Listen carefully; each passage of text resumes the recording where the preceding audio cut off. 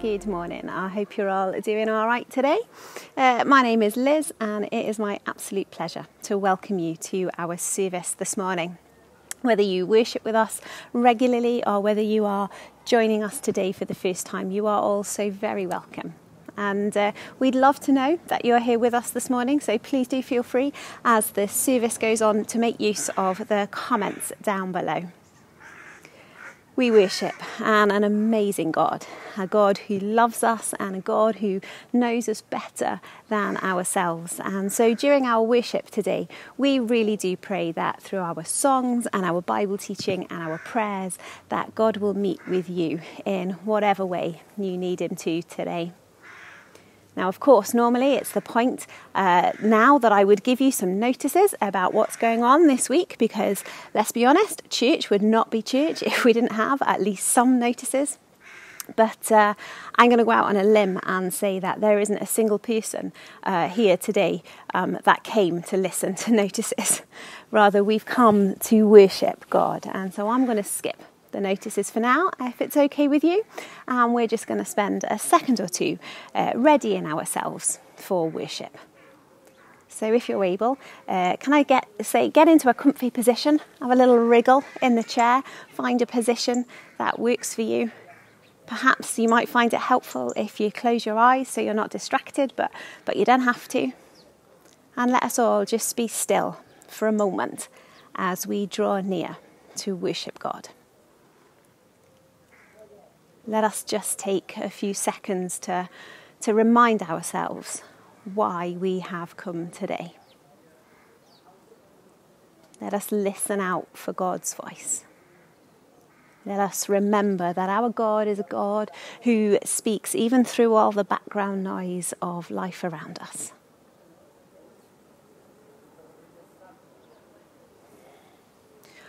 Oh God, you are worthy of all our praise. You are the God who never fails to keep his promises.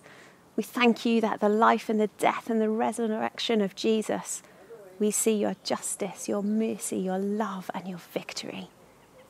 You are the God who lifts up those who are weighed down. You are the God who provides for his children, and it is a privilege and a joy to praise and to serve you. As we sing, let us make a joyful noise to you. As we pray, may our thoughts and our words be pleasing to you. As we read your word, may we trust again in your unfailing promises. And may they transform our life. Father, we pray that you would be glorified in this place, today and always. Amen. Lord,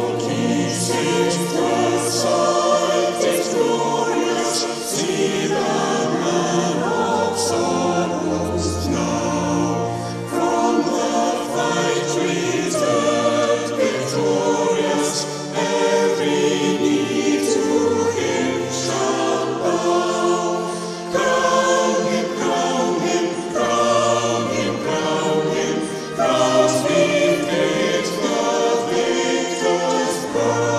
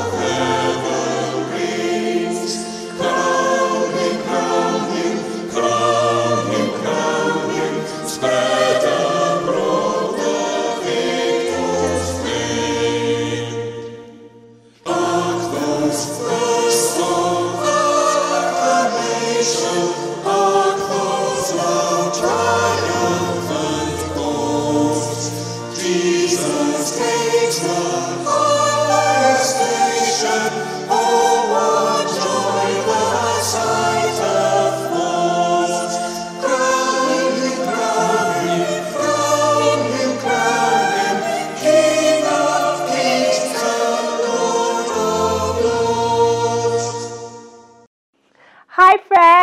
missing you. Hope you're staying safe.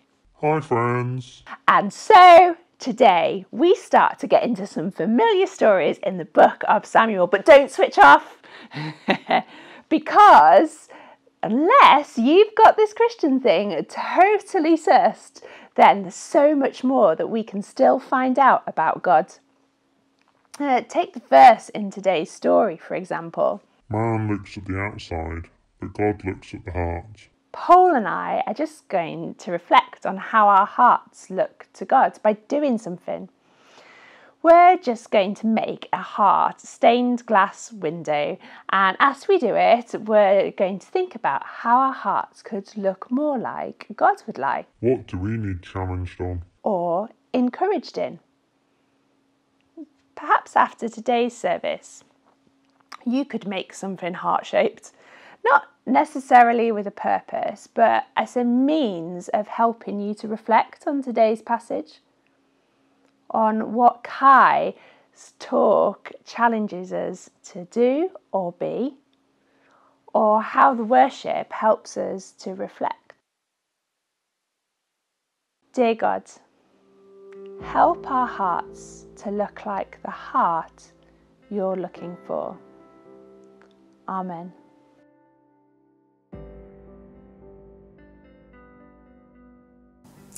Hello from Chiang Mai, Thailand. I'm Heather, and I spent 3 very happy years in Aberystwyth studying geography from 2000 to 2003.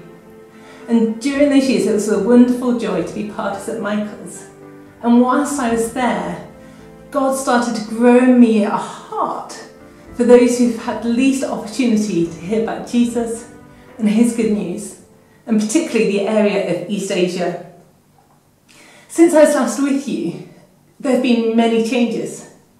I've changed roles, I've moved to another part of the country, and I've even moved to another part of the organisation. I am now the Mekong Field Personnel Coordinator. The Mekong Field is focused on the many people groups that are unreached and in some cases unengaged with the gospel, with the good news of Jesus Christ that can be found throughout this region. Our vision is to see the Indigenous movements of reproducing churches among all Mekong's peoples obeying Jesus and his Great Commission. And our mission is to glorify God by reaching Mekong peoples through strategic prayer and ministry. I had only been in this role for around 6 months when we started to hear about a new virus in a nearby country. We now know that virus to be COVID-19, and it changed so many things so quickly. For me, it was working with and supporting members spread throughout this region in many different contexts. In the Thailand context, people started to take precautions very early on. We were wearing face masks, using hand sanitizer, having our temperatures taken. And as time went on, the government introduced a state of emergency, which is still in place today.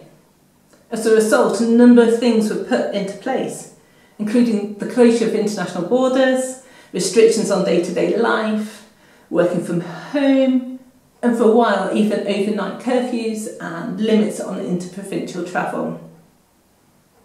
For many of us, day-to-day life here has returned to some form of normality.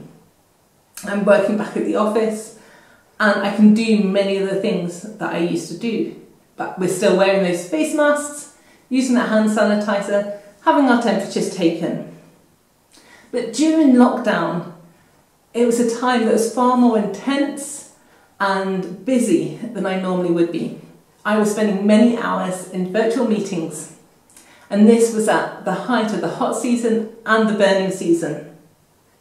One of the biggest challenges that our members have faced is issues to do with immigration. With borders being closed and travel bans in place, many people have found themselves displaced, not being where they expected to be. But actually, those who've been impacted the most are the local populations. And for many of them, they've had an economic impact. So it has been such an encouragement to see local churches responding to this in love by distributing food and other essentials, as well as sharing the good news of Jesus. Like in the UK, many parts of Asia have experienced bans on gathering together, and this has isolated many believers even more than they already were, where they couldn't openly meet with others very easily. One day as I walked home from work, one of my neighbours, who is a Christian lady in her 80s, stopped me. And she shared with me with such joy and excitement and anticipation that her church would be starting to gather together again. And she lamented about how hard it had been not being able to meet together face to face with brothers and sisters in Christ. But she was so hopeful for what it would be like to gather together again. One thing that we have seen, though, is an exponential growth in the engagement of online and media forms of gospel presentations. It has been an opportunity with those with the technological ability and the searching hearts to seek and to find and to engage with the gospel message. A Bible verse that's been really important to me over the last few months is John 15, verse 5. It says, "I am the vine, you are the branches. If you remain in me and I in you, you will bear much fruit. Apart from me, you can do nothing."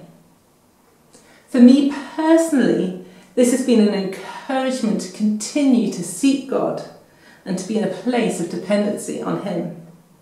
It has also been my prayer for our members and for local believers that they will continue to seek God, be dependent on Him, and in turn bear much fruit for His glory. Would you join me in praying for those things? Would you also pray for those who are engaging with media forms of gospel presentations and for the follow-up of those people? And would you pray for that many more in this region will have the opportunity to hear the gospel? And pray that there will be many more movements of churches reproducing among the people of the Mekong area to the glory of God. Thank you for the opportunity to share with you today, and I pray that you would know the amazing hope and joy that is found in Jesus this day. Bye-bye.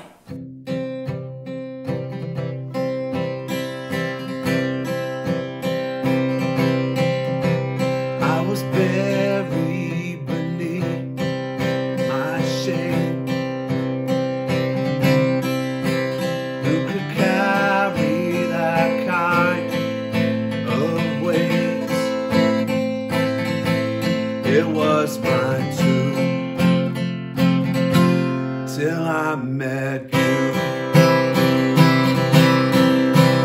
I was breathing but not alive. All my failures I tried to hide. It was mine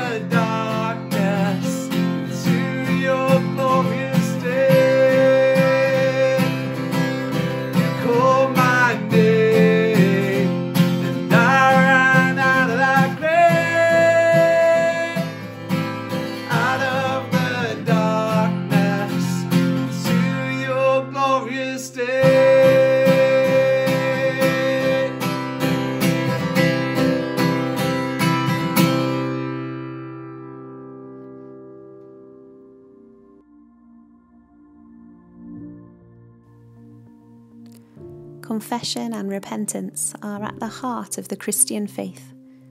They are at the turning point between unbelief and belief, and they are the continual reminder of our humanity and brokenness.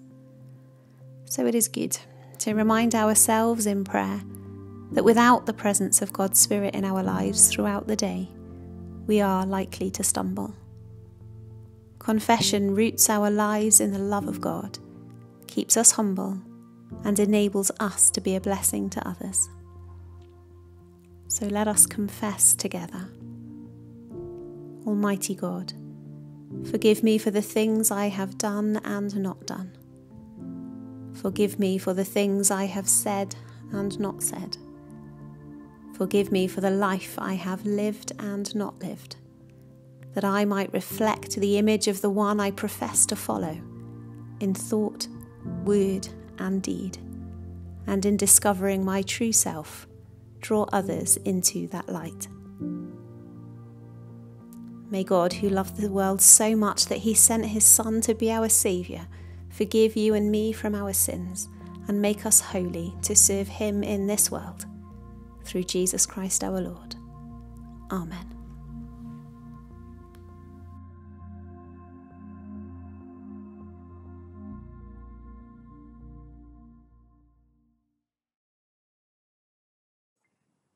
This reading is from Samuel 1, chapter 16. Samuel anoints David. The Lord said to Samuel, "How long will you mourn for Saul, since I have rejected him as king over Israel? Fill your horn with oil and be on your way. I am sending you to Jesse of Bethlehem. I have chosen one of his sons to be king." But Samuel said, "How can I go? If Saul hears about it, he will kill me." The Lord said, "Take a heifer with you and say, 'I have come to sacrifice to the Lord.' Invite Jesse to the sacrifice, and I will show you what to do. You are to anoint for me the one I indicate." Samuel did what the Lord said. When he arrived at Bethlehem, the elders of the town trembled when they met him. They asked, "Do you come in peace?" Samuel replied, "Yes, in peace. I have come to sacrifice to the Lord. Consecrate yourselves and come to the sacrifice with me." Then he consecrated Jesse and his sons and invited them to the sacrifice. When they arrived, Samuel saw Eliab and thought, "Surely the Lord's anointed stands here before the Lord." But the Lord said to Samuel, "Do not consider his appearance or his height, for I have rejected him. The Lord does not look at the things that people look at. People look at the outward appearance, but the Lord looks at the heart." Then Jesse called Abinadab and made him pass in front of Samuel. But Samuel said, "The Lord has not chosen this one either." Jesse then made Shammah pass by. But Samuel said, "Nor has the Lord chosen this one."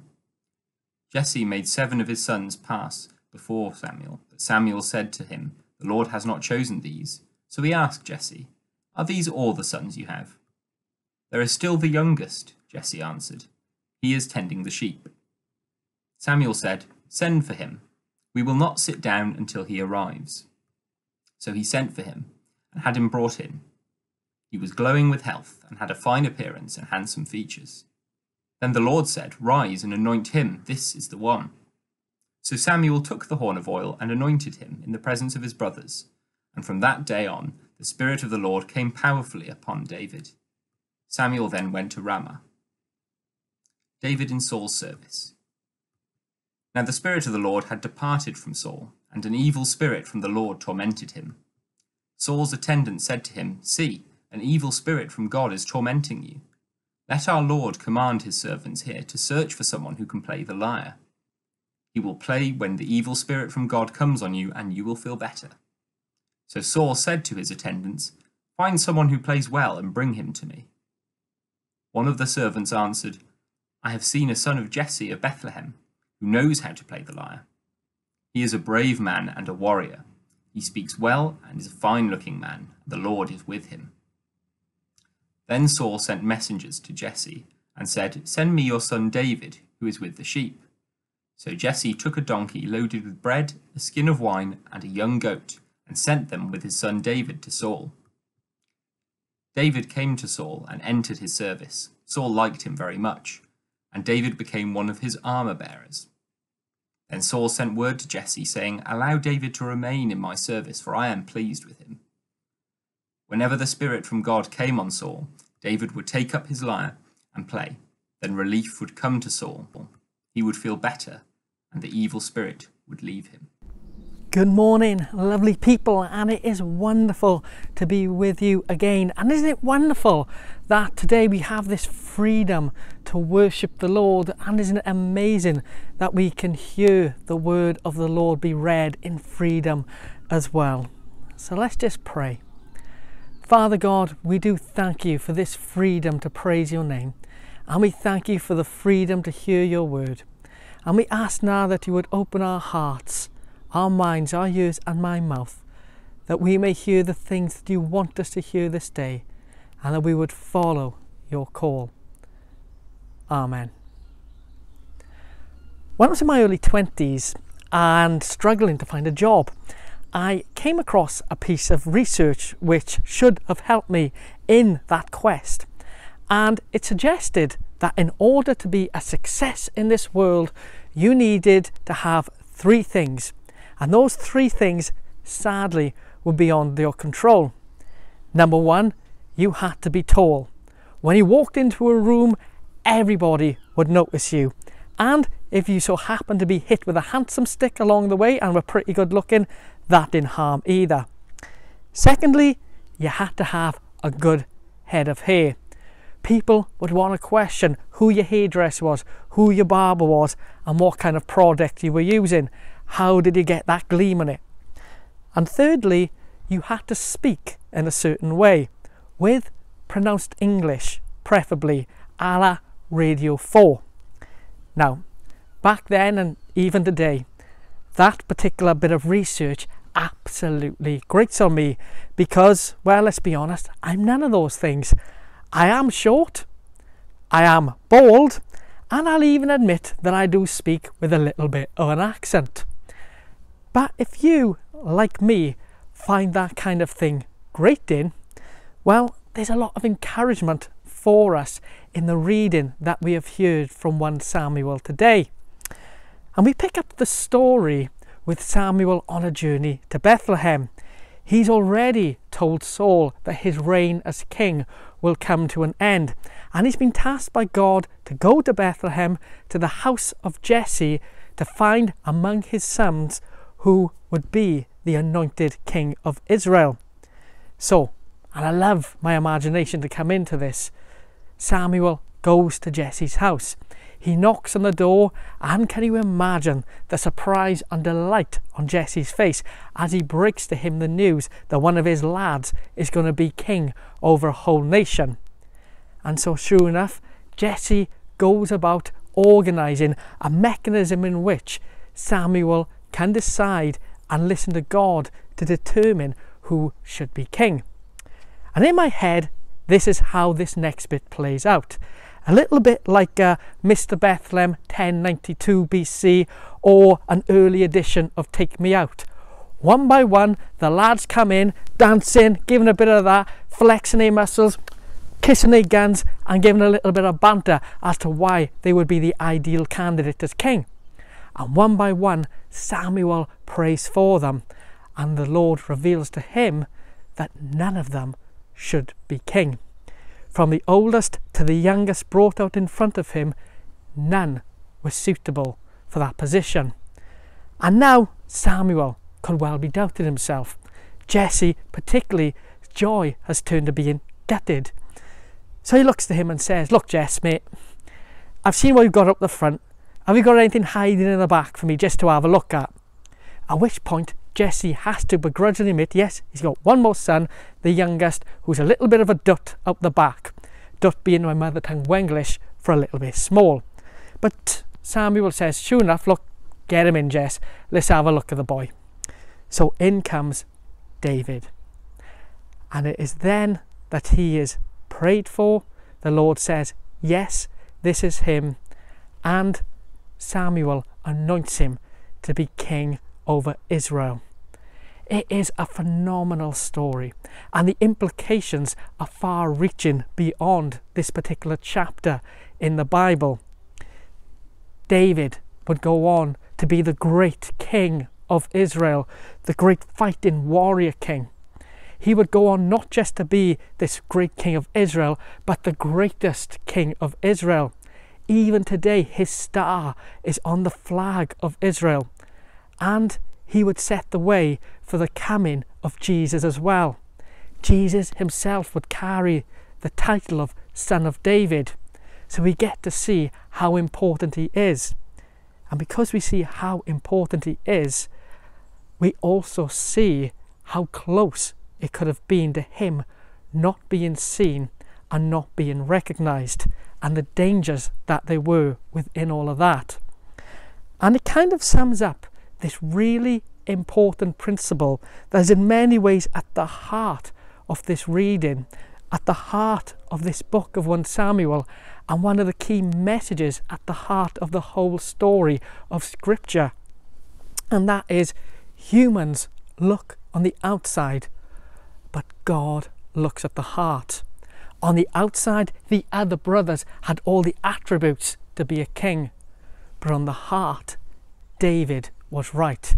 He had the heart of a warrior, the heart of a lion, the heart of a leader, the heart of a king, the heart that sought after God himself. Everyone else was looking on the outside, but God was looking at the heart, and David had it all. It's at this point that it's really easy to make excuses for Jesse, for the brothers, because I don't know about you, but whenever I think about David, I think of a tiny little kid. And even though I know that he grew up and went on to be 80 or whatever, in my head he's still a tiny little kid. But actually, he was probably a bit older than that. Scholars and historians kind of think that he was somewhere between 16 and 19. Young, yes, but also old enough to be considered. Because I don't know about you, I've met some 16 to 19-year-olds who are absolutely massive, many of whom have facial hair that put members of our worship group completely and utterly to shame. David could easily have been a proposition of king. His problem was he didn't fit the bill of what everyone else wanted as a king. And that also helps answer this really big question which looms over this book of 1 Samuel, which is quite simply, why couldn't it have been David in the first place? We know that Israel wanted a king, and we know that through the message of the story of the Bible before, God said at some point Israel would get a king. Why did we have to go through the palaver of having Saul first? God knew that Saul would screw it all up. So why didn't we go to David first? And maybe the answer in that lies in God's understanding of us and our human nature. Because way back, when Israel demanded a king, they already knew what they wanted in their mind. And that king would be big, tall, muscular, handsome, somebody who you could look up to. They wouldn't look to a 16-19-year-old and say, yeah, that's the boy for us, even though he would have been God's choice. They had to go through the damage that Saul could do in order to be in a place to possibly accept that this kid could grow up to be the king as well. The shallow thing was very big for them. Fundamentally, they were looking for something in their human selves that God wasn't looking for. And for us today, it's easy to look back and say, well, that was what they were like back then, so good that we've grown up. But let's be honest, the shallow thing was big back then, and it's been big ever since, and it's pretty big today. Still, fundamentally, it is in human nature to be quite shallow. Hence why articles and research is done to suggest that in order to be successful, you have to look, appear and talk in a certain way.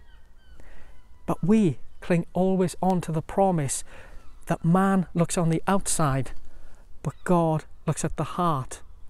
And that is such an important message for where we are right here, right now, and for the world in which we live. Now, in my past, I used to be very involved in politics. I used to work in politics, and I'm a little bit of a geek when it comes to political history, as I am with church history. And one of the things I find fascinating is some of the great political minds, some of the great political leaders, and some of the most reforming characters of the 19th and 20th centuries wouldn't be prime ministers, presidents, or any other kind of leader in the world which we live in today. People who achieve so much couldn't hack it today. The reason being, experts think they were either too bald, too ugly, too short, too disabled, or some other flaw in order for them to take up that position. Even when it comes to looking at politicians, we tend to be quite shallow in this media age. And even in ourselves, we need to consider how God looks at the heart, but we look on the outside. And all of this presents to us two really important challenges which we need to think about, consider, and pray about ourselves. Number one is, are we the shallow people? Are we so shallow to look at appearances and style over what God is doing in our heart? Because we know fundamentally, and I can't say this strongly enough, it's on the inside that really, really counts when it comes to God. Nothing else. And secondly, are we those people who feel like we get ignored because other people seem to look and appear more successful than us? The encouragement there being, God knows your heart, and God knows the hearts of those who seek after him. David didn't look like he should be a success, but he went on to be the greatest success in all of the history of Israel. For us, the challenge is to live not in the shadow of Saul, but of David, looking at the heart. For each of us, exploring the heart, our own heart and other people's heart, and looking at what God earnestly desires. The Lord is with us in all that we do. May we look to him always in all that we do. And may he bless us and lead us. And may his will always be done. His will, not our will, today and always. Amen.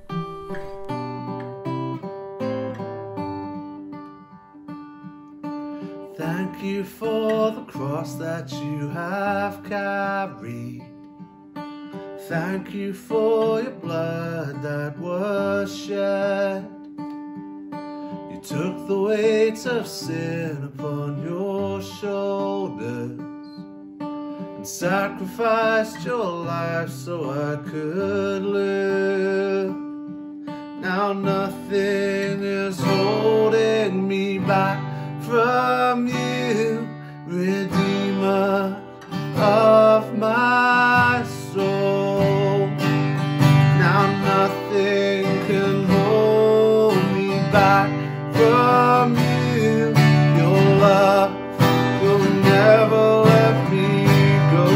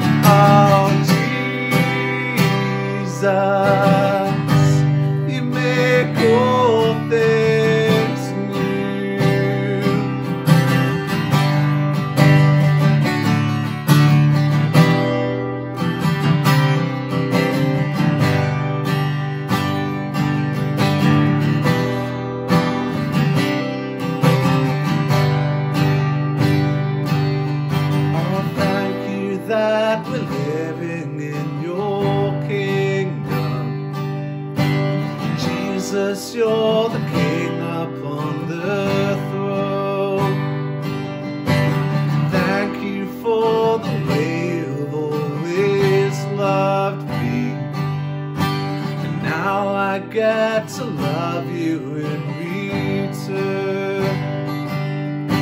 And now I get to love you in return. So David goes off to be the king of Israel, and before that, it's fair to say he gets a little bit of promotion as well. He gets called away from the farm and goes to the palace of the king, where he plays musical instruments to soothe the king when the king feels very glum. It's fair to say that he's done well for himself, and his story is suited to the Bible, but is also suited to a little bit of Charles Dickens as well. But there's one story that we kind of forget about and miss, and that is the story of the brothers who were left behind, because they must have been gutted. They could have been king. They were paraded to be king, but that wasn't for them. Even though they had it all going on for themselves, including muscles on muscles, they weren't deemed to be the king of Israel. And that must have left a little bit of a bitter taste in the mouth, and no doubt they would have left to be really disappointed. And I guess for us, that's something we can relate to as well, because how many of us have been disappointed in life? How many of us have felt let down by life? How many of us have had our heart broken by something that has happened in life? And how many of our dreams have been unfulfilled? We can all think of stories in our life when things like that have happened. As for me, I've been thinking a lot this week when thinking about these themes about when I was 16, kind of about the same age that David was when he was anointed to be king over Israel. I wasn't working in a farm those days, nor was I set to be a king. I was doing my GCSEs. And I remember results day as if it was yesterday, because I did quite badly in them. And I was gutted and disappointed. And I was gutted and disappointed because I'd worked hard for them. I'd really put in a lot of effort, and I still hadn't done very well. And that affected my whole future to my mind's eye at that point. Added to that, all my friends seemed to do brilliant at it.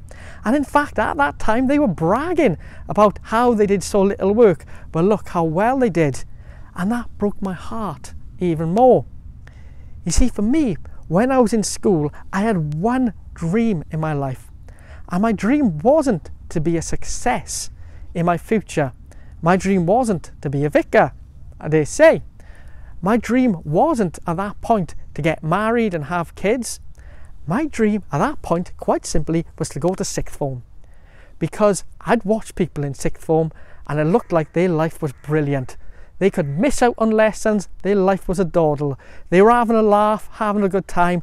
That is what I wanted. And my whole aim in life at that point, doing my GCSEs, was to get into sixth form.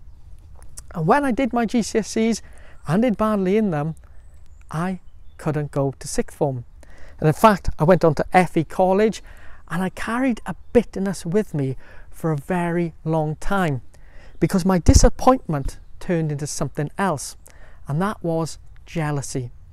I was jealous of my friends who were enjoying the fruits of that sixth form, sitting around, drinking tea, acting like adults and having a good time. I was gutted about it all, and I was envious for them as well. And I had what I can imagine was that same kind of envy that David's brothers had for him, an almost sibling kind of rivalry, disappointment and jealousy. Now, anyone who has brothers or sisters out there will know what it's like to have sibling rivalry. And anyone who's seen and read the Bible will know that sibling rivalry is nothing new.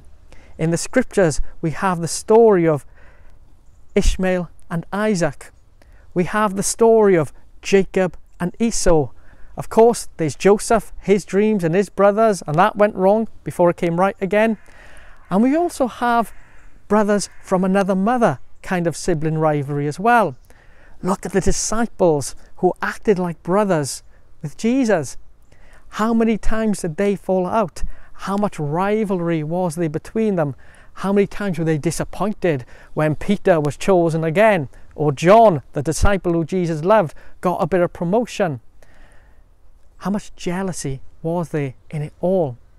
These are really human emotions, and ones that perhaps many of us struggle with. The challenge for us isn't so much to look at what's gone wrong, to look at our disappointments, to look at the jealousy that comes from those disappointments, but more to look at what God is doing. Because God did have a plan for David, but he also had a plan for his brothers as well. We don't know the fullness of what that plan would do, but we do know that they went on to serve and continue to serve in the army. They had a plan for them, and that plan fitted in with God's plans. And as for me, God had a plan for me as well. Because doing badly in my GCSEs, not going to sixth form, was the making of me, actually. When I went to FE college, I found out a lot about myself. I developed in confidence, I grew academically, and I ended up doing things that I never thought I would have done had I stayed in school, going to university and basically doing what I do now. If those things hadn't have happened, I won't be here now, in my garden, speaking in front of a camera, but praising the name of the Lord, exactly the same. God's got his hand upon it all. And that is true in our disappointments as it is in our successes. And sometimes we learn so much from our disappointments, learn as much from them as we do in our successes. The challenge for us is to constantly and always keep our eye on the Lord in whatever is doing, in the good, in the bad, in the everything in between. Look at the Lord and say, Lord, what are you doing in this situation? Lord, what do you want from me in this situation? And I say that knowing that when disappointment hits, it can feel like the worst thing in the world. And I can say that knowing that it's easy for me to say that right now in my garden with the sun still out. But when we're in the midst of bad things happening, it is so easy to take our eyes off God. It is so easy, in fact, to look at God and say, why have you let this thing happen to me? And if you're in that place today and you're really struggling, know this: as hard as it is to feel, God is with you. God is on your side. God is present wherever we are in the world. It doesn't matter where in the world we are, God is just as present to us. And how we feel at a given time, God is just as present to us. Sometimes in those times of hurt, it takes more effort to look to the Lord. But when we look to the Lord, his comfort and his blessing come upon us as well. Have you ever had one of those days, maybe a Sunday morning, I don't know, when you felt completely rubbish in the morning, and you go to church, even though you just don't want to go to church, but you feel obliged to go to church, and when church finishes, you feel better?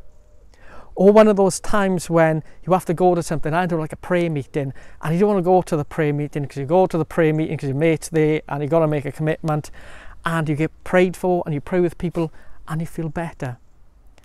That is God's presence making himself known to us all. God is with us in the good and the bad, and in the disappointments he is leading us and guiding us to new things. Our job is to look to him, and our job is to trust in him as well. David had to trust in the Lord in his success. When he became king of Israel, he had to trust in the Lord, because that job weren't easy. His brothers had to trust in the Lord as well when they went on the battlefield, in the good and the bad, always looking to God. And that is another key theme of not just this reading, not just 1 Samuel, but Scripture itself, to always look to God, to look at his ways not our ways, to seek his ways, not our ways, to look for his desires, not our desires, and to trust in him always. In our disappointments, God is still at work. In our pain, God is still there. And wherever we are today, God is still with us. And I just want to finish our reading today and this talk today by pulling all these things together and looking at this plethora of human emotions which is on display, from disappointment to rejection to fear to not being seen good enough to success and everything else in between, because so much can be stirred up in us. And I just want to lift all these things to God and pray that the Lord would be with us wherever we are. And so let's just pray. Father God, we thank you that you are present with us wherever we are. And we ask now that you would fill us with your Holy Spirit this day. Whether we're feeling hurt, disappointment, jealousy, rivalry, whether we're feeling success and goodness, whether we're feeling a mixture of both, or whether we're feeling everything in between, we pray now that you would fill us with your Holy Spirit and you would minister to us. We pray that you would come down now where we are and your Spirit would touch and bless us where we are. We pray that we would get your perspective on all things and we would look to you in all things. We pray that we would trust you in all things and that you would bless us in all things. Lord God, you are an awesome, powerful, mighty and awesome God, and in you we put our trust today. Come to us, we pray. Fill us with your Spirit. Fill us with your love. Fill us with your good things. Bless us where we are now. In the name of Jesus, your Son. Amen.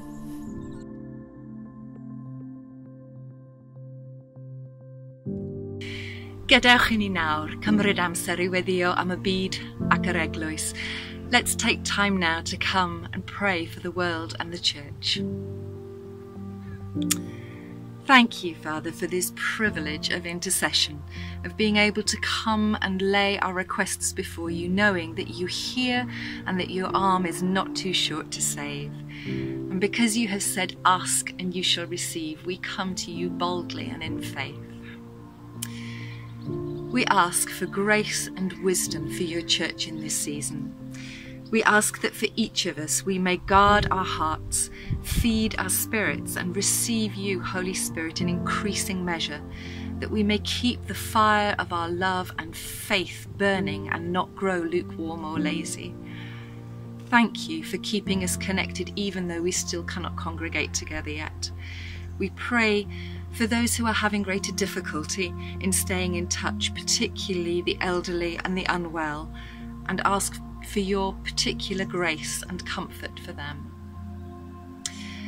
We ask that you would give us all ears to hear what you are saying to us at this time, that we may walk in confidence and in pure joy through this COVID trial. We ask too for your particular wisdom for our leaders, lifting up to you our clergy, Mark, Kai, Liz and Becky as she joins us, for our bishop, and for those on leadership teams in the various denominations throughout this land of Wales.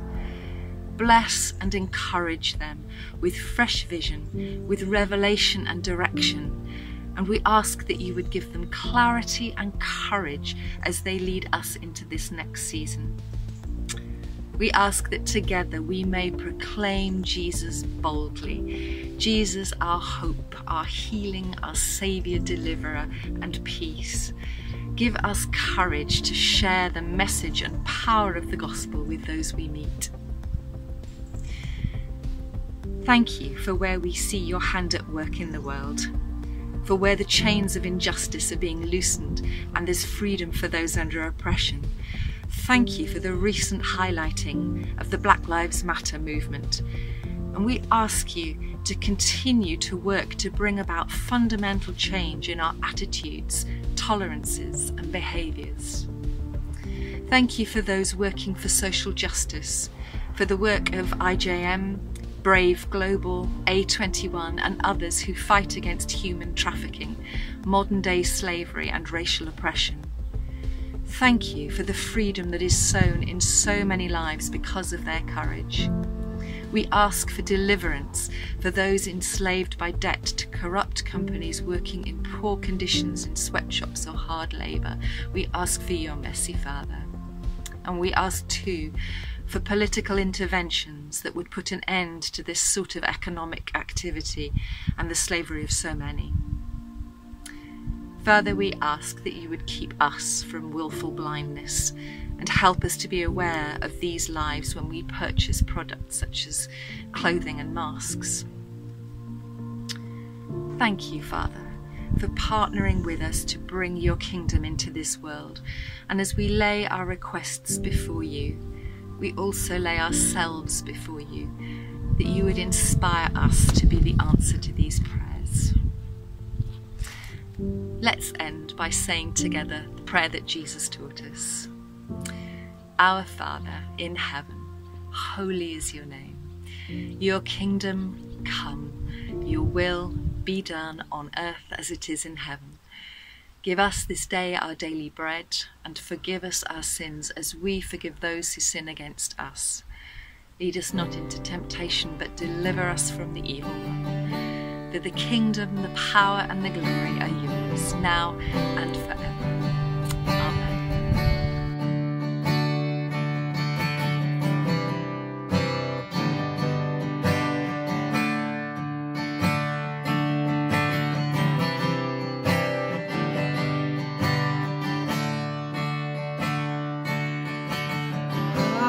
Than the mountains that I face, stronger than the power of the grave, constant in the trial and the change. One thing remains, higher than the mountains that I face, stronger than the power of the grave, constant in the trial and the change. One thing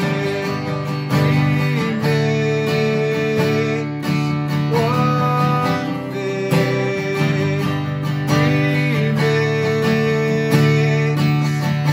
Love never fails, it never gives up, never runs out on me. Your love never fails, it never gives up, never runs out on me. Your love never fails, it never gives up, never runs out on me. Your love.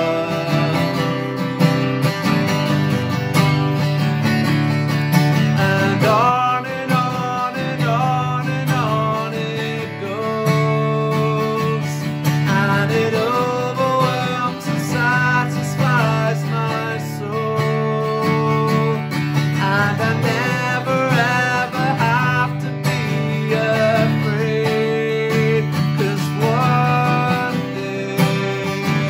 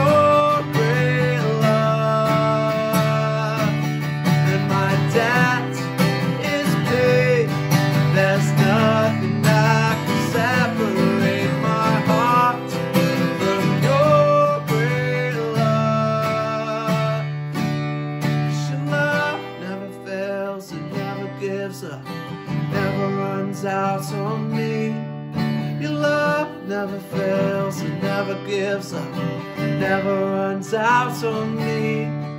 Your love never fails, it never gives up, it never runs out on me.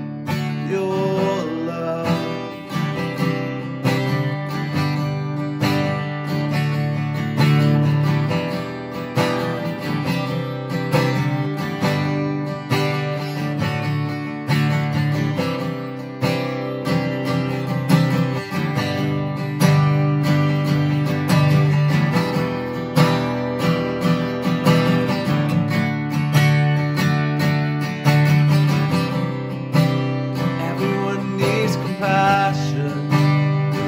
That's never failing.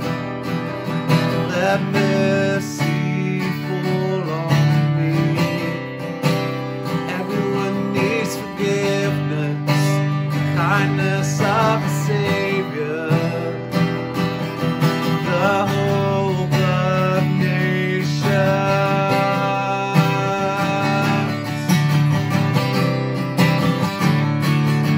My Savior,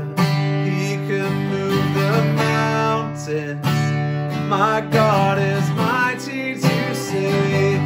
He is mighty to save forever. Author of salvation, He rose and conquered the grave. Jesus conquered the grave.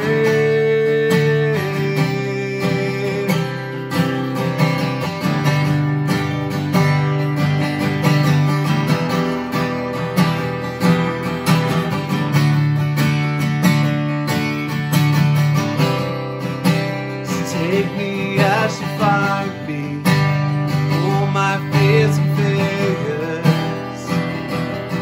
Come fill my life again. I give my life to follow everything I believe in. Now I surrender. I surrender. I surrender, my Savior. He can move the mountains. My God is mighty to save. He is mighty to save forever. Author of salvation, He rose and conquered the grave. Jesus conquered the grave. Shine your light and let the whole world see. We're singing for the glory of the risen King.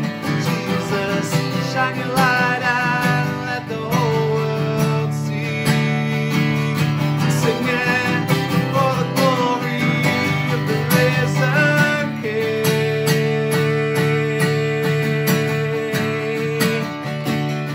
My Savior, He can move the mountains. My God is mighty to save. He is mighty to save forever. Author of salvation, He rose and conquered the grave.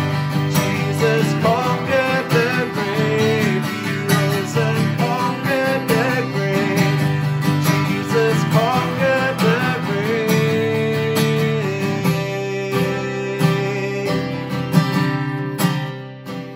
Well, it has been a complete pleasure to be able to worship with you today, and we pray that you have felt the presence of God with you wherever you are. Now, I know that I skipped out on the notices earlier, but if you do want to know what's going on in the ministry area here, please do make sure that you keep an eye on all of our social media pages, or scoot back to the beginning of this service and take a look at the notice slides that were there. Or feel free to get in touch with the office if you need more information, or indeed if you need any help or support. We want to be here for you both practically and pastorally if we can, and so if you need something, please don't hesitate to give us a shout and we'll certainly see what we can do. But if there is anything that has particularly resonated with you in today's service, perhaps it was something that Kai said, or if you want prayer for anything, then there are members of our lovely prayer ministry team available right now, and they would love to pray with you and for you. So if you are sitting there and as I'm talking about prayer ministry, your heart is beating just that little bit faster and you're wondering, oh, should I, shouldn't I? Then can I say, you probably should. And please, please, please, please, please don't turn your computer off without emailing office@stmikes.net for the Zoom prayer codes. Please, whatever you do, don't walk away from this service without receiving prayer if you need it. And that offer of prayer is there for anyone. It doesn't matter whether you are a member of one of our churches here or not. If you are worshipping with us and you would like prayer, then we would love to pray for you.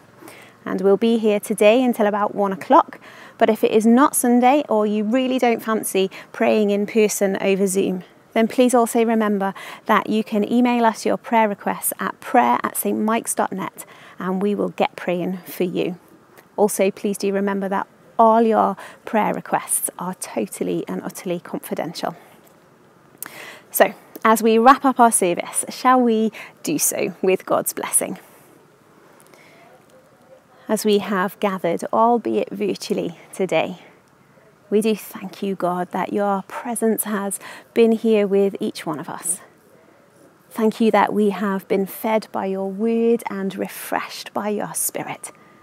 And so as we go back now to our different and varied lives, we pray that we would know your presence with us in every aspect of our lives, and that our words and our actions might bring praise and glory to your name. And the blessing of God Almighty, the Father, the Son, and the Holy Spirit be with you and all those that you love and pray for, today and always. Amen.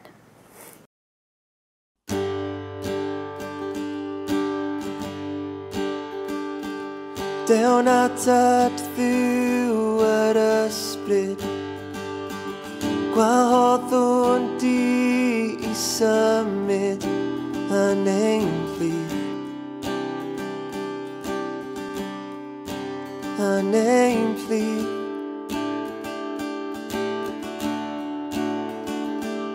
Fy ngwendid dwi'n cydnabod, dibynaf ar dawdurdod ath bwer di. Dy bwer di.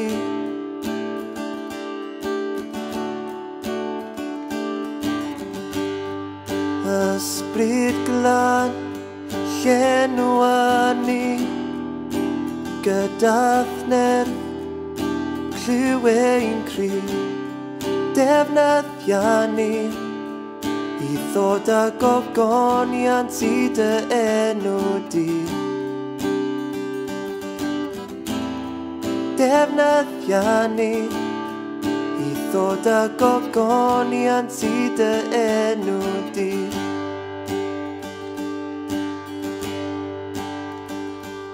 O ysbryd llenw anghalon, mae mywyd ar yr allor I ddilyn di. I ddilyn di.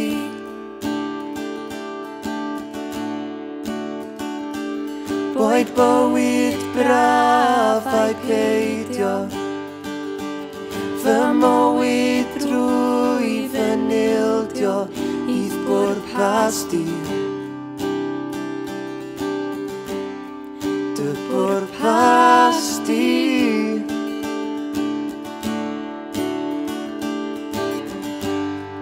Ysbryd glân llenwan ni, gydath nerth clyw ein cryf, defnyddiau ni I ddod â gogoniant I dy enw di.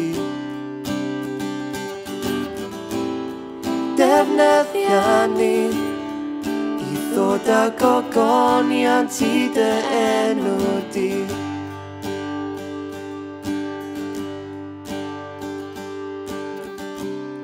Llenwan ysbryd glân. Llenwa ni o ysbryd glân. Llenwa ni o ysbryd glân. Llenwa ni